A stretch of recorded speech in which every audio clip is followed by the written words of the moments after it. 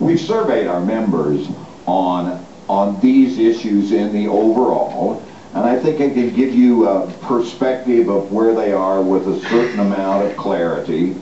The overwhelming majority are not happy with any reduction in available driving time, the mandatory half-hour break, or the 2 overnight midnight to 6 a.m. rest periods required for the 34-hour restart provision.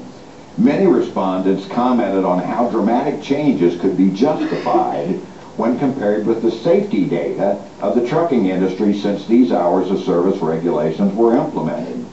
Over-the-road trucks have never been safer. And I know you use different numbers in the justification for making further changes, but you know, your own most recent safety data shows fatigue is a factor in 1.4% of commercial vehicle accidents. That sounds like a tremendous success to me. Overall, our members are not in favor of reducing driving time to 10 hours.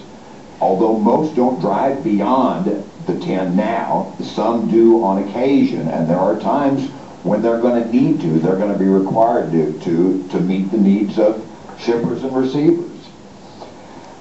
Some of our members did suggest that if a reduction in time should be considered, it ought to be focused on those newer drivers, those that have less experience, and those that you've already heard later on today are going to be more likely to be put in an accident-causing situation. The preconditioning of using the 34-hour restart to having 2 overnights is very unpopular with many drivers, claiming it will reduce its usefulness and may even increase fatigue. I find that especially interesting in that the rationale for the 34-hour restart was basically to allow a driver to compensate for any kind of accumulated sleep debt. Well, the driver's off 10 hours every day. Where does the sleep debt come from?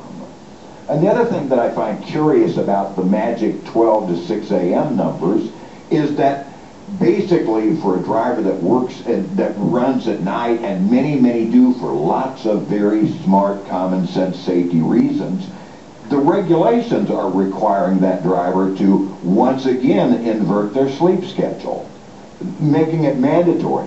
Makes no sense to me. It certainly doesn't make sense to most of the drivers that we've talked to.